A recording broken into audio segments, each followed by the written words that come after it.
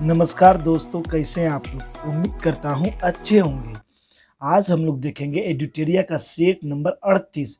इससे पहले हम लोगों ने 1 से लेकर 37 सेट देखे हैं पूरे विस्तार के साथ। दोस्तों, मेरी तबीयत थोड़ी ठीक नहीं है, इसलिए आवाज़ आप लोग को डिफरेंस लग रहा होगा। चलिए दोस्तों, देखते हैं आज का सेट और देखता है आज का पहला प्रश्न। प्रश्न है, निम्न में से किस हड़प्पा स्थल से चावल की खेती के प्रमाण प्राप्त हुए। तो ये लोथल से प्राप्त हुए। ऑप्शन नंबर बी, लोथल से अग्निकुंड के साक्ष्य मिले। लोथल जो है सिंधु सभ्यता का बंदरगाह था। लोथल का खोज एस आर राव ने किया था। एस आर राव ने किया था। वहीं बनावली की बात करें तो बनावली से मिट्टी के हल प्राप्त हुए और इसकी खोज किए थे आर एस विस्ट ने। किसने किया था? आर एस विस्ट ने किया था। कालीबंगा की बात करें तो यहाँ से जूते हुए खेत के निशान मिले और नक्शीदार ईंटे के साक्ष्य प्राप्त हुए। कालीबंगा का खोज किया था बी एल लाल और थापर ने। वहीं चढ़हुदड़ों की बात करें तो यहाँ से मनके बनाने का कारखाना, मनके बनाने का साक्ष्य प्राप्त हुए और इनका खोज किया था एनसी मजूमदार ने। एनसी मजूमदार ने। चलिए दोस्तों, अगला प्रश्न देखते हैं। प्रश्न है, जैन धर्म के दूसरे तीर्थंकर कौन थे। तो जैन धर्म के दूसरे तीर्थंकर कौन थे? तो जैन धर्म के दूसरे तीर्थंकर थे Ajitnath. Option number B C. Option number C, Ajitnath. Jain धर्म के प्रथम तीर्थंकर थे ऋषभदेव, द्वितीय तीर्थंकर थे अजितनाथ और तृतीय तीर्थंकर थे शंभवनाथ। शंभवनाथ। एग्जाम में इनके प्रतीक चिन्ह पूछ लिए जाते हैं। तो प्रथम तीर्थंकर ऋषभदेव के प्रतीक चिन्ह थे साण। क्या थे? साण। द्वितीय अजितनाथ के हाथी। अजितनाथ का प्रतीक चिन्ह हाथी था। वहीं संभवनाथ का प्रतीक चिन्ह घोड़ा था। क्या था? घोड़ा था। और 24वें महावीर का प्रतीक चिन्ह क्या था? सिंह था। चलिए दोस्तों, देखते हैं अगला प्रश्न। प्रश्न है, कुशीनारा निम्न में से किस महाजनपद की राजधानी थी। तो कुशीनारा किसकी राजधानी थी? तो कुशीनारा राजधानी किसकी थी? तो ये मल्ल की राजधानी थी। किसकी राजधानी थी? मल्ल की राजधानी थी। Option number A. Option number A. वहीं बात करते हैं दोस्तों, कुछ और महाजनपद की राजधानियां देख लेते हैं। अंग की राजधानी चंपा थी। अंग की राजधानी कहाँ थी? अंग की चंपा थी। मगध का जानते हैं राजगृह या गृहब्रज था। वो काशी का वाराणसी, वत्स का कौशाम्बी और कौशल का श्रावस्ती, पंचाल का अहिछत्र, कुरु का इंद्रप्रस्थ, कंबोज का हाटक और सूरसेन का मथुरा। सूरसेन का मथुरा। चलिए दोस्तों, देखते हैं अगला प्रश्न। और प्रश्न है, सीरिया के शासक एंटियोकस प्रथम ने अपने दूत डायमेकस को किसके दरबार में भेजा था। तो हम लोग जानते हैं किसके दरबार में भेजा था? बिंदुसार के दरबार में भेजा था। ऑप्शन नंबर सी, बिंदुसार ने एंटियोकस प्रथम से क्या क्या मांगे थे, ये भी एग्जाम में पूछे थे। उनसे मदिरा मांगे थे। क्या मांगे थे? मदिरा मांगे थे। और क्या मांगे थे उनसे? सूखा अंजीर मांगे थे। क्या मांगे थे उनसे? सूखा अंजीर मांगे थे। इन्हें जो है जैन ग्रंथ के अनुसार बिंदुसार को सिंहसेन कहा गया। क्या कहा गया है? सिंहसेन कहा गया है। सिंहसेन का है। इन्हें अमित्र घात के नाम से भी जानते हैं। अमित्र घात का मतलब होता है शत्रु विनाशक। क्या होता है? शत्रु विनाशक। और एक विद्वान थे, बौद्ध विद्वान तारानाथ, ये भी एग्जाम में आया हुआ प्रश्न है। तारानाथ ने बिंदुसार को 16 राज्यों का विजेता बताया। कितने राज्यों का? 16 राज्यों का विजेता बताया। चलिए दोस्तों, अगला प्रश्न देखते हैं। प्रश्न है, किराता अर्जुनियम के रचयिता निम्न में से कौन थे। तो इनके रचयिता कौन थे? तो इनके रचयिता थे भारवी। कौन थे? Bharavi. Option number B, Bharavi इनके रचयिता थे। दंडी के द्वारा रचित, तो दंडी थे 10 कुमार चरित। 10 कुमार चरित के लेखक कौन थे? दंडी थे। वहीं भवभूति की बात करें तो भवभूति हम लोग जानते हैं किसके थे? उत्तर रामचरितमानस। उत्तर रामचरितमानस के भवभूति थे वो। चलिए दोस्तों, मेरी सीमा क्षेत्र में 100 करोड़ भी पूरी तरह से मेरी आज्ञा के अधीन नहीं है। सुल्तान अलाउद्दीन खिलजी यह शिकायत किससे कर रहा था? तो यह कर रहा था काजी मुगिसुद्दीन से, option number A. Alauddin Khilji की बात है तो इनका बचपन का नाम था अली और गुरसाप्स, अली और गुरसाप्स। अलाउद्दीन खिलजी ने लूट के माल पर कितना हिस्सा लेता था, तो 3/4 हिस्सा लेता था।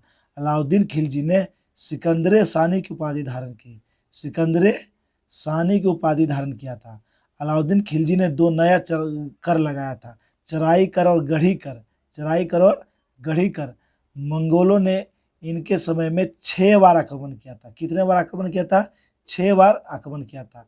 एग्जाम में एक क्वेश्चन आता है कि अलाउद्दीन खिलजी ने दीवाने रियासत पर किसे नियुक्त किया था, तो याकूब को। किसे नियुक्त किया था? याकूब को। चलिए दोस्तों अगला प्रश्न देखते हैं। प्रश्न है, मुगल बादशाह अकबर ने किसे जरी कलम की उपाधि दी थी? तो अकबर ने जरी कलम की उपाधि दिया था Mohammad Hussain Kashmiri, option number D. वहीं अब्दुल समद इन्हें सीरी कलम की उपाधि दिया था। कौन सी कलम का? सीरी कलम की उपाधि दिया था। वहीं दसवंत और बसावंत की बात करें तो ये दोनों अकबर के दरबार के प्रमुख चित्रकार थे। अकबर के द्वारा कुछ निर्मित स्थापत्य कला के संरचना को हम लोग देख लेते हैं। तो हुमायूं का मकबरा, दिल्ली में हुमायूं का मकबरा किसने बनवाया? अकबर ने। आगरा का लाल किला किसने बनवाया? अकबर ने। शाही महल अकबर ने। दीवाने खास अकबर ने। बुलंद दरवाजा का निर्माण किसने करवाया? अकबर ने। पंचमहल अकबर ने। इबादत खाना का निर्माण अकबर ने। और लाहौर किला का निर्माण किसने कराया? अकबर ने कराया था। चलिए दोस्तों अगला प्रश्न देखते हैं। प्रश्न है, दारा सिकोह एवं औरंगजेब के बीच सामूगढ़ का युद्ध कब हुआ था? तो दारा सिकोह और औरंगजेब के बीच सामूगढ़ का युद्ध हुआ था मई 1658 में। मई 1658 में दारा सिकोह और औरंगजेब के बीच उत्तराधिकार को लेकर 3 युद्ध हुए थे। कितने युद्ध हुए थे? 3 युद्ध थे। पहला हुआ था धर्मट का युद्ध। ये 15 अप्रैल 1658 को हुआ। दूसरा देख लिए हम लोग, दूसरा हुआ था सामूगढ़ का युद्ध। और तीसरा जो युद्ध था देवराय का युद्ध। ये मार्च 59 में हुआ था। मार्च 1659 में हुआ था। और तीनों में दारा सिकोह हार गया था। अंत में जाकर 30 अगस्त 1659 को दारा सिकोह को मार दिया। किसने? औरंगजेब ने। दारा सिकोह बहुत विद्वान था। दारा सिकोह ने उपनिषद, भगवद गीता, रामायण ये सब का फारसी में अनुवाद किया था। देखते हैं अगला प्रश्न है, रिचर्ड स्ट्रेची की अध्यक्षता में एक अकाल आयोग की स्थापना की गई। किसके समय में? तो लॉर्ड लिट्टन के समय में। ऑप्शन बी लिट्टन के द्वारा अकाल आयोग की स्थापना किया गया था रिचर्ड स्ट्रेची की अध्यक्षता में। वहीं अगर लिट्टन की बात करें तो लिट्टन ने, और ये जो अकाल आयोग का स्थापना किया था ये किया था 1878 ईस्वी में। वहीं 1 जनवरी 1877 को दिल्ली दरबार का आयोजन हुआ था। हम लोग जानते हैं दिल्ली दरबार का आयोजन हुआ था। मार्च 1878 को वर्नाकुलर प्रेस एक्ट लागू किया था लिट्टन ने। और 1878 में भारतीय शस्त्र अधिनियम पारित किया, जिसके तहत शस्त्र रखने के लिए लाइसेंस अनिवार्य कर दिया गया था। इसके समय में सिविल सेवा की परीक्षा की उम्र को 21 वर्ष से घटाकर 19 वर्ष कर दिया गया था। देखते हैं प्रश्न है, रहनुमाई मजदायान सभा के संस्थापक कौन थे? तो इसके संस्थापक कौन थे? तो दादा भाई नौरोजी थे। कौन थे? दादा भाई नौरोजी। और इसकी स्थापना हुआ था 1851 ईस्वी में। दादा भाई नौरोजी ने ब्रिटिश सार्वजनिक सभा की भी स्थापना किया था और ईस्ट इंडिया एसोसिएशन की भी स्थापना किया था। वहीं बात करें सर सैयद अहमद खां, इन्होंने साइंटिफिक सोसाइटी की स्थापना किया। गोपाल हरि देशमुख ने परमहंस मंडली की स्थापना किया। चलिए दोस्तों देखते हैं अगला प्रश्न। और लतीफ़ साहब, अब्दुल लतीफ़, इन्होंने मोहम्मडन एग्नो लिटरेरी सोसाइटी की स्थापना किया था? अब्दुल लतीफ़ ने। अगला प्रश्न है, अमृत बाजार पत्रिका के संस्थापक थे? तो इसके संस्थापक थे शिशिर कुमार घोष। कौन थे? शिशिर कुमार घोष। वहीं बात करें वारिंद्र कुमार घोष, भवानी मंदिर के संस्थापक थे। भवानी मंदिर के संस्थापक थे वारिंद्र कुमार घोष। वहीं सचिंद्र नाथ सन्याल की बात करें तो सचिंद्र नाथ सन्याल बंदी जीवन के संस्थापक थे। बंदी जीवन के संस्थापक थे। अश्विनी कुमार दत्त प्रेम, इनकी काव्य है प्रेम और भक्ति योग। प्रेम और भक्ति योग। चलिए दोस्तों अगला प्रश्न देखते हैं, निम्न में से कौन से ग्रह अंतःग्रह कहलाते हैं? तो कौन से ग्रह? तो बुध और शुक्र। ऑप्शन नंबर ए, बुध और शुक्र अंतःग्रह कहलाते हैं। आंतरिक ग्रह हम लोग जानते हैं, 4 आंतरिक ग्रह जो पृथ्वी से पहले और एक बाद, यानी मंगल तक के ग्रह को हम लोग आंतरिक ग्रह में रखते हैं। किस ग्रह में? बुध, शुक्र, पृथ्वी और मंगल आंतरिक ग्रह में। बृहस्पति, शनि, अरुण, वरुण को हम लोग जोवियन ग्रह के अंतर्गत रखते हैं। वही दोस्तों जान लेते हैं, सबसे बड़ा आकार में सबसे बड़ा ग्रह बृहस्पति, सबसे छोटा बुध, सबसे छोटा बुध। वहीं घनत्व की बात करें तो सबसे अधिक घनत्व शुक्र का, सबसे कम घनत्व शनि का। द्रव्यमान की बात करें तो सबसे अधिक द्रव्यमान किसका? तो बृहस्पति का, सबसे कम द्रव्यमान बुध का। वहीं परिभ्रमण काल की बात करें, यानी सूर्य का जो चक्कर लगाता है सबसे कम समय में लगाते हैं बृहस्पति। कौन लगाते हैं? बृहस्पति। वहीं अपने अक्ष पर, जिसे हम लोग परिक्रमण कहते हैं, परिक्रमण, अपने अक्ष पे सबसे तेजी से घूमता है बुध। कौन सा ग्रह? बुध ग्रह। देखते हैं अगला प्रश्न। प्रश्न है, समानता अपसौर की स्थिति होती है? तो हम लोग जानते हैं अपसौर की स्थिति होती है 4 जुलाई को। कब? 4 जुलाई को। इस दिन पृथ्वी और सूर्य की दूरी अधिकतम होती है। वहीं 3 जनवरी को उपसौर की स्थिति होती है। कौन सी स्थिति होती है? उपसौर की स्थिति होती है। चलिए आप लोग बताएं, दिन और रात किस तिथि को बराबर होते हैं? तो 23 सितंबर और 21 मार्च को दिन और रात बराबर होते हैं। चलिए आप लोग बताएं, उत्तरी गोलार्ध का सबसे बड़ा दिन कब होता है? उत्तरी गोलार्ध में सबसे बड़ा दिन कब होता है? उत्तरी गोलार्ध में सबसे बड़ा दिन कब होता है? तो सबसे बड़ा दिन होता है 21 जून को। कब होता है? 21 जून। और सबसे छोटा दिन होता है 22 दिसंबर। कब होता है? 22 दिसंबर को। चलिए दोस्तों अगला प्रश्न देखते हैं, एम्फीबोलाइट निम्न में से किसके रूपांतर से बनी सेल है? तो ये किसके रूपांतर से बनी सेल है? बेसाल्ट से। किससे? बेसाल्ट से। ग्रेफाइट का रूपांतरित नीस में होता है। किस में होता है? नीस में होता है। वहीं चूना पत्थर का रूपांतरण से क्या बनता है? संगमरमर बनता है। संगमरमर बनता है। बलुआ पत्थर के रूपांतरण से क्वार्टजाइट्स बनता है। क्या बनता है? क्वार्टजाइट बनता है। वहीं स्लेट के रूपांतरण से फ्लाइट बनता है। क्या बनता है? फ्लाइट बनता है।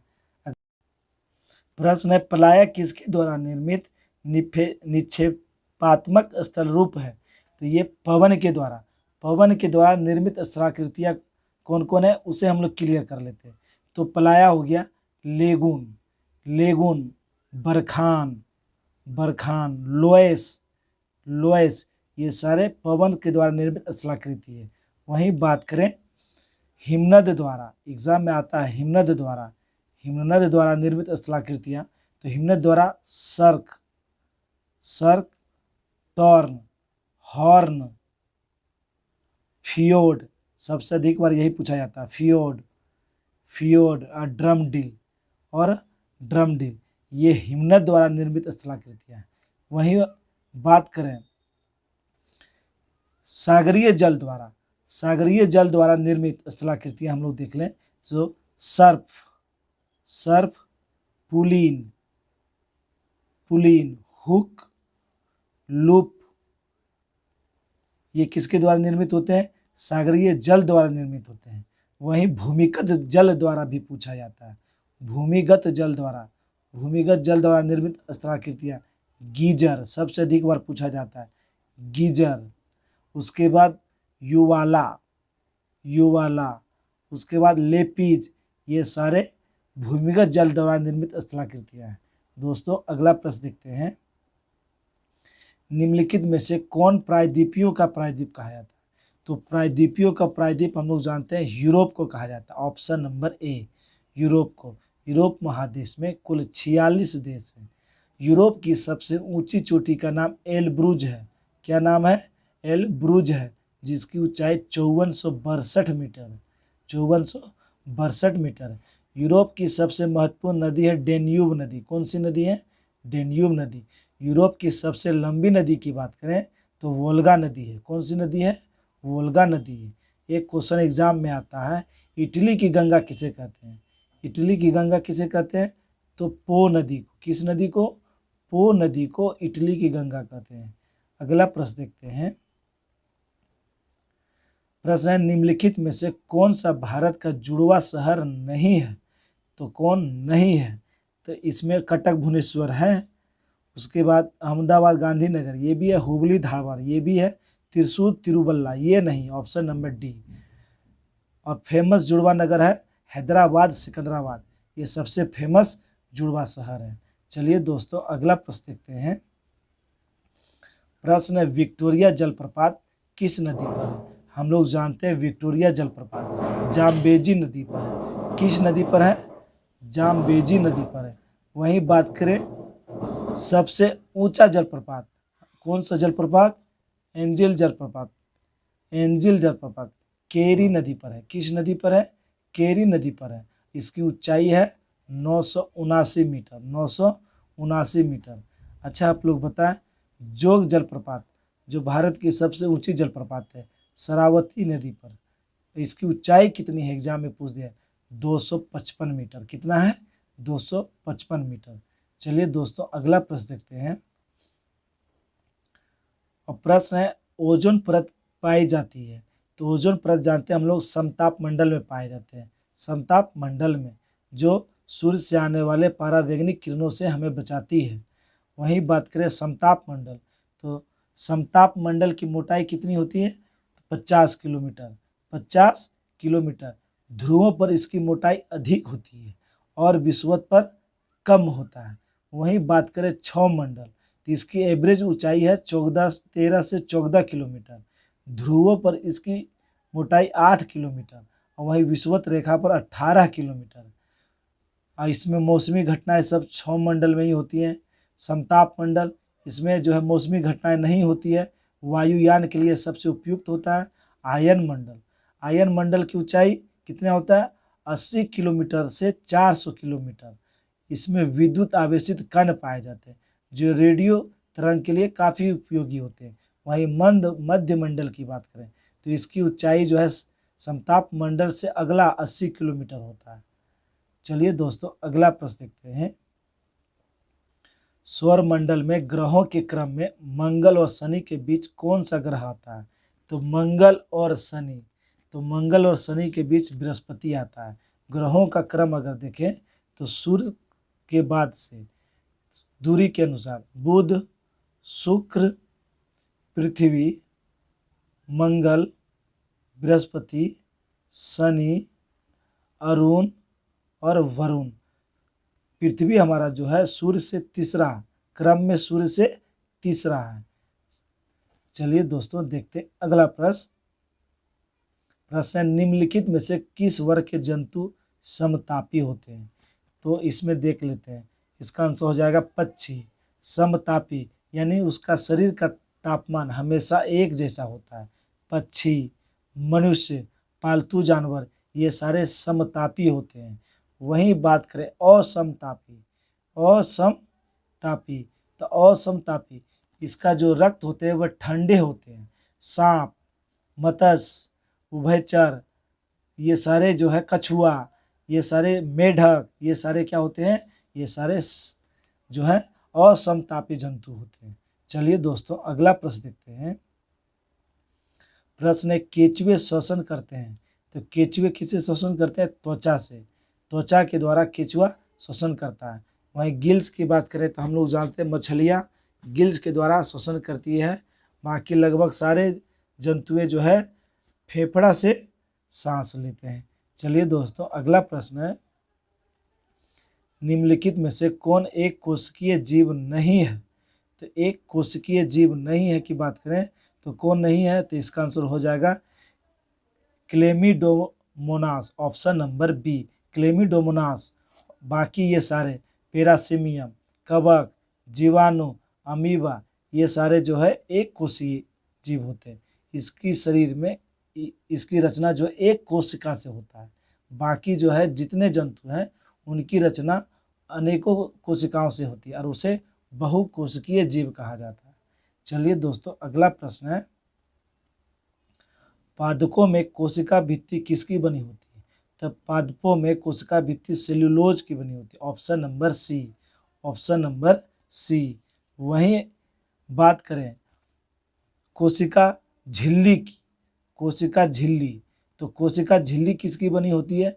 तो लिपिड का। किसका बना होता है? लिपिड का। बाद में इसका रिसर्च किया गया, उसके बाद पता चला कि इसमें प्रोटीन और कार्बोहाइड्रेट भी पाए जाते हैं। किसमें? कोशिका झिल्ली में, कोशिका झिल्ली में। चलिए दोस्तों, अगला प्रश्न देखते हैं। प्रश्न है, पारा तापमापी तापमापन की सीमा क्या है?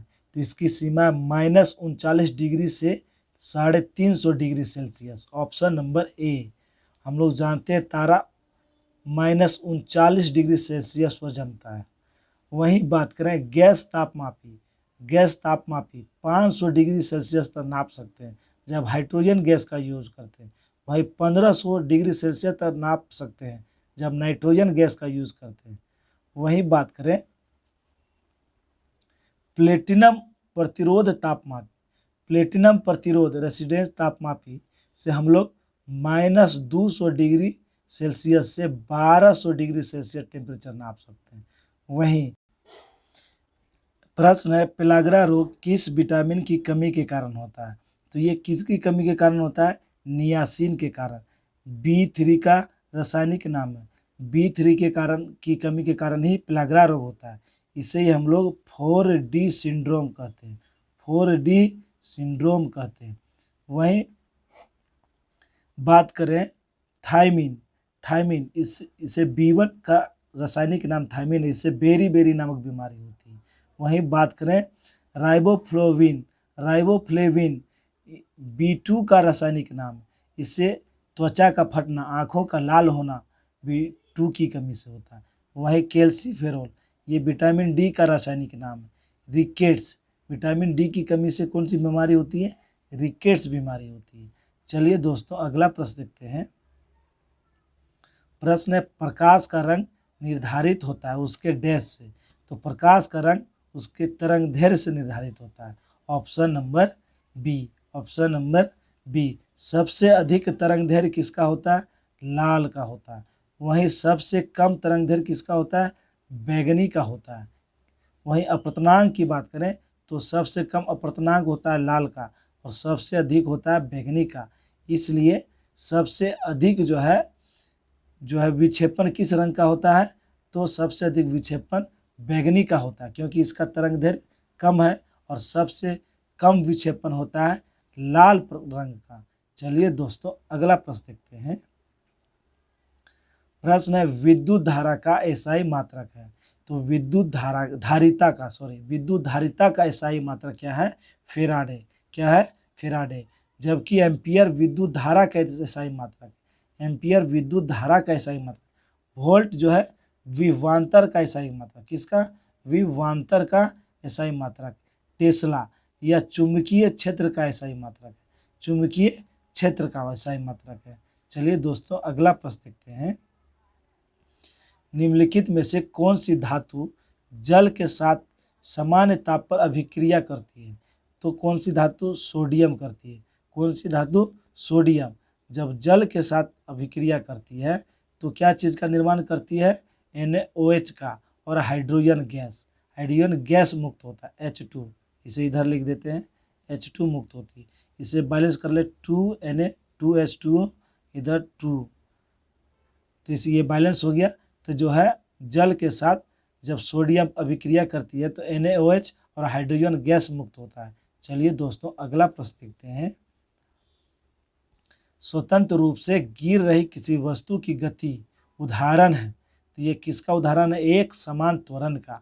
ऑप्शन नंबर सी, एक समान त्वरण का, जैसे वर्षा की बूंदें गिरना, यह स्वतंत्र रूप से गिरती है।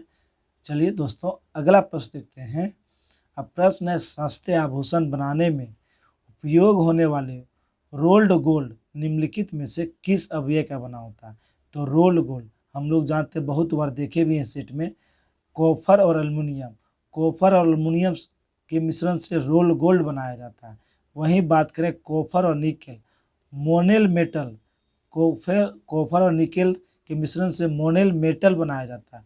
वहीं बात करें कॉपर और जिंक, डच मेटल बनाए जाते हैं, डच मेटल बनाए जाते हैं। वहीं गन मेटल की बात करें, बहुत बार एग्जाम में आया भी है, कॉपर, जिंक और टीन के मिश्रण से गन मेटल बनाए जाते हैं। वहीं टाका सोल्डर की बात करें तो सोल्डर, टीन और सीसा पीबी के मिश्रण से टाका बनाए जाते हैं। चलिए दोस्तों अगला प्रश्न देखते हैं। निम्न में से किसे हरा कशिश या हरा थोता के नाम से जाना जाता है? तो किसे जाना जाता है? Ferrous sulphate. किसे? Ferrous sulphate. Ferrous sulphate FeSO4.7H2O। वहीं बात करें नीला थोथा, नीला थोथा किसे कहते हैं? तो कॉपर सल्फेट। किसे कहते हैं? कॉपर सल्फेट को नीला थोथा कहते हैं। वहीं उजला थोथा किसे कहते हैं? तो जिंक सल्फेट, ZnSO4.7H2O, इसे हम लोग उजला थोथा कहते हैं। चलिए दोस्तों प्रश्न है, पारा को संग्रहित करने के लिए बने पात्र में किससे बने होते हैं? तो उसे यानी उसके पारा को हम लोग किसके पात्र में रखते हैं? तो लोहे से बने पात्र में रखते हैं। Option number A. वही बात करें श्वेत phosphorus, white phosphorus, white phosphorus को हम लोग किस में रखते हैं? तो इसे रखते हैं जल में। किस में रखते हैं? जल में रखते हैं। वहीं सोडियम की बात करें तो सोडियम को केरोसिन में रखा जाता है। किस में रखा जाता है? केरोसिन में रखा जाता है। चलिए दोस्तों अगला प्रश्न देखते हैं। अब प्रश्न है, निम्न में से कौन सा तत्व सभी अम्लों में अनिवार्य रूप से उपस्थित होता है? हाइड्रोजन।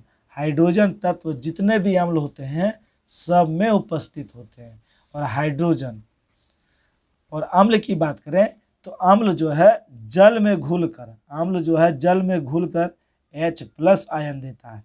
कौन सा आयन देता है? H+ आयन देता है। और अम्ल जो है स्वाद में कैसे होते हैं? खट्टे होते हैं। अम्ल स्वाद में कैसे होते हैं? खट्टे होते हैं। चलिए प्रश्न है, निम्नलिखित में फिनोल तथा फॉर्मल्डिहाइड का बहुलक है? तो बेकेलाइट, बेकेलाइट। वहीं टेफ्लॉन की बात करें, एग्जाम में टेफ्लॉन आया हुआ है, तो टेफ्लॉन किसका बहुलक है? तो टेफ्लॉन टेट्राफ्लोराइथिलीन, टेट्राफ्लोराइथिलीन का बहुलक। वहीं पॉलीथीन की बात करें तो ये एथिलीन का बहुलक है। वहीं प्राकृतिक रबर किसका बहुलक है? प्राकृतिक रबर किसका बहुलक है? तो आइसोप्रीन का बहुलक है। किसका बहुलक है? आइसोप्रीन का बहुलक है। प्रश्न है, अंशदायी पेंशन योजना स्वावलंबन की घोषणा केंद्र सरकार द्वारा की गई थी? तो ये संघीय बजट 2010-11 में इसकी घोषणा किया गया था। Option number C. चलिए दोस्तों अगला प्रश्न है, ये प्रश्न हम लोग बहुत बार देखे हैं। भारतीय संविधान में मौलिक कर्तव्य को किस संविधान संशोधन द्वारा शामिल किया गया? तो हम लोग जानते हैं कि संविधान संशोधन द्वारा 42वें संविधान संशोधन द्वारा। Option number B, option number B. इसी के तहत प्रस्तावना में 3 शब्द भी जोड़े गए थे।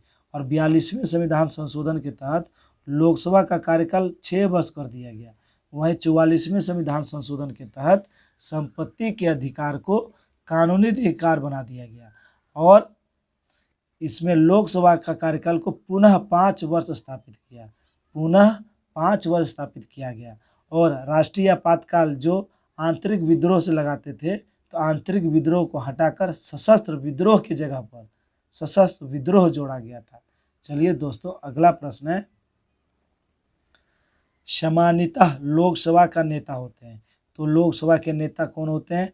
प्रधानमंत्री होते हैं। Option number B, option number B. एक क्वेश्चन आता है कि प्रधानमंत्री राष्ट्रपति द्वारा नियुक्त होते हैं या निर्वाचित होते हैं या पदस्थापित किए जाते हैं? तो राष्ट्रपति द्वारा नियुक्त किए जाते हैं। अच्छा, एक प्रश्न बताइए, कौन से ऐसे प्रधानमंत्री थे जो कभी लोकसभा में उपस्थित नहीं हुए? तो चौधरी चरण सिंह। चौधरी चरण सिंह कभी जो है लोकसभा में उपस्थित नहीं हुए थे।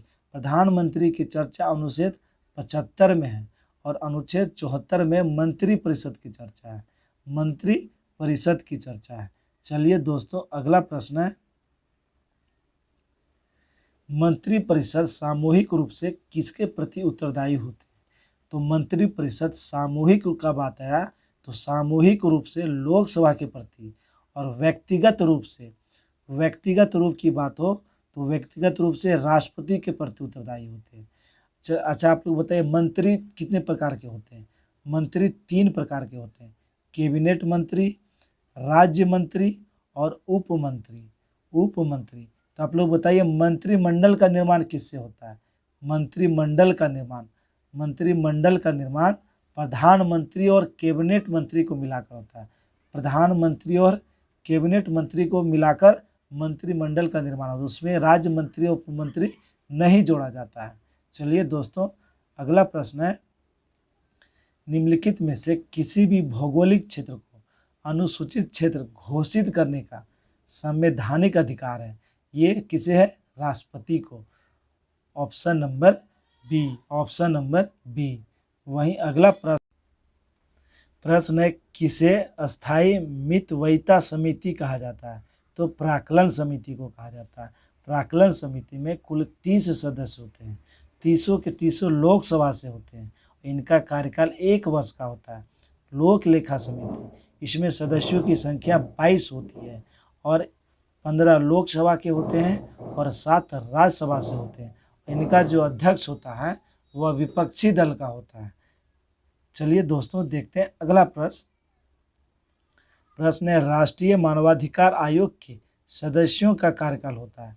तो मानवाधिकार आयोग का सदस्यों का कार्यकाल होता है 3 वर्ष या 70 वर्ष, जो पहले हो। ऑप्शन नंबर सी। भारत में राष्ट्रीय मानवाधिकार आयोग का गठन कब हुआ था? तो भारत में राष्ट्रीय मानवाधिकार आयोग का गठन हुआ था 12 अक्टूबर 1993। 12 अक्टूबर 1993। 93 के अधिनियम के तहत उसकी आयु जो थी अधिकतम 5 वर्ष या 70 वर्ष था। बाद में इसे 3 वर्ष या 70 वर्ष कर दिया गया। अच्छा, आप लोग बताएं, प्रथम मानवाधिकार आयोग के अध्यक्ष कौन थे? तो न्यायमूर्ति रंगनाथ मिश्र जो है वह प्रथम मानवाधिकार आयोग के अध्यक्ष थे। वर्तमान में अरुण कुमार मिश्र जो है मानवाधिकार आयोग के अध्यक्ष हैं। चलिए दोस्तों, अगला प्रश्न है, कीतम वन्यजीव अभ्यारण्य किस राज्य में है? तो कीतम वन्यजीव अभ्यारण्य ये सिक्किम में है। किस राज्य में है? सिक्किम में है। सिक्किम में पानगेलखा वन्यजीव अभ्यारण्य और कंचनजंगा राष्ट्रीय उद्यान है। वहीं बात करें नागालैंड की, तो नागालैंड में फाकिम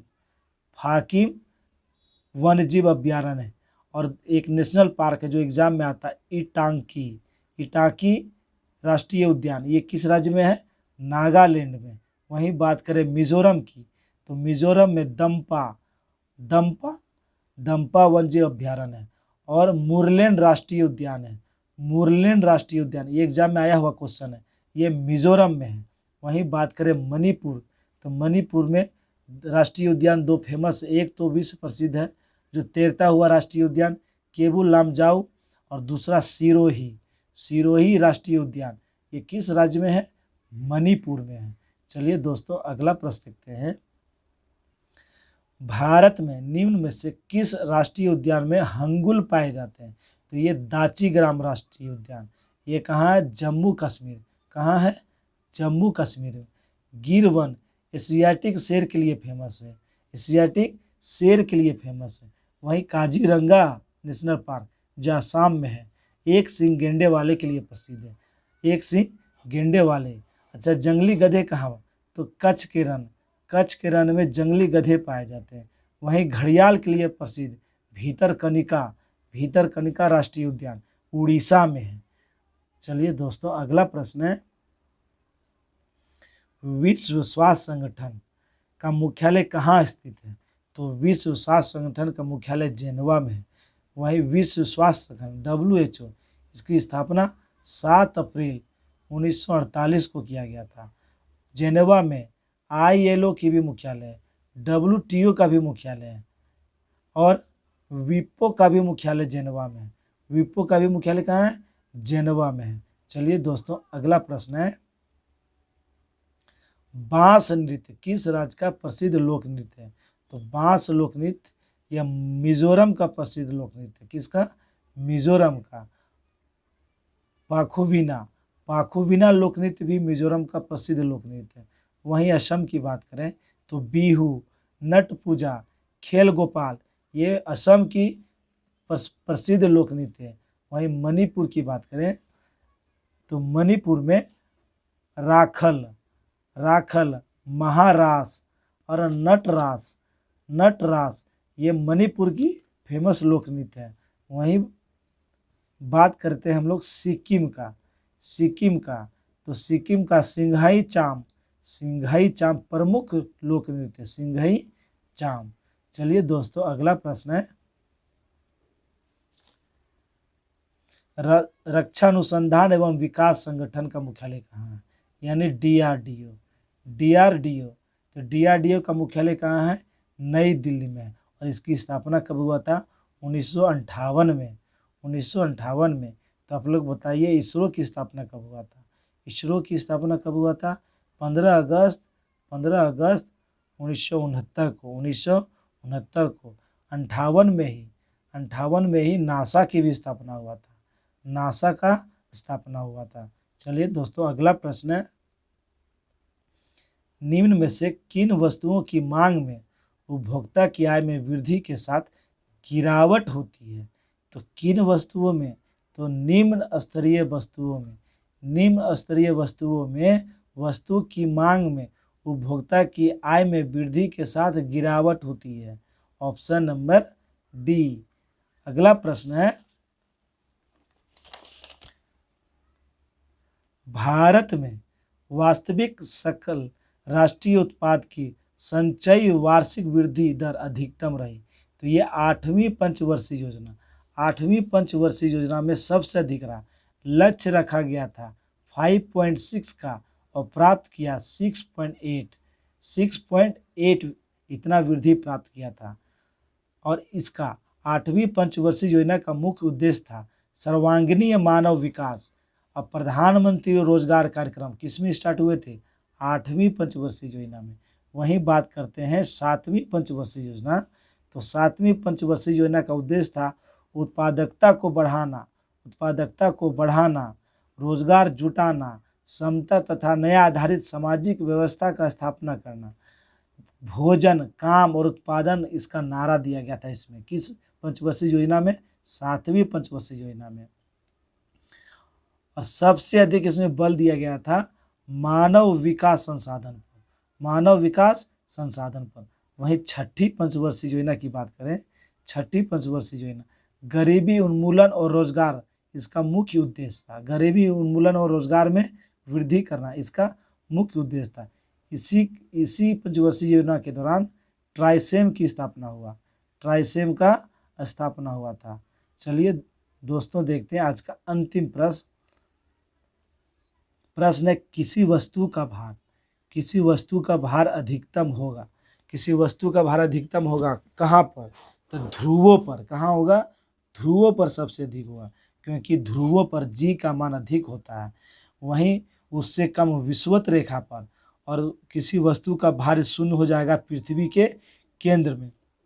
पृथ्वी के केंद्र पर किसी भी वस्तु का भार शून्य हो जाता है, क्योंकि ग्रेविटेशनल फोर्स कितना हो जाता है? 0। तो भार निकालना हो तो mg, तो जब g का मान 0 हो जाएगा तो उसका भार कितना हो जाएगा? 0। तो इसका तो आंसर हो जाएगा ऑप्शन नंबर बी। सबसे अधिक होगा ध्रुव पर, उससे कम विषुवत रेखा पर, और 0 हो जाएगा पृथ्वी के केंद्र पर। दोस्तों, तबीयत खराब होने के कारण आवाज़ थोड़ी कम निकली है, गला मेरा बैठ गया है। आप लोग किसी तरह से मैनेज कर लीजिएगा। अगर तबीयत ठीक रही तो कल वीडियो आएगा, वरना कल वीडियो नहीं आ पाएगा। अगर वीडियो आप लोग को अच्छा लगा हो तो प्लीज़ लाइक कर देंगे और अपने अपने ग्रुप में शेयर कर देंगे। धन्यवाद।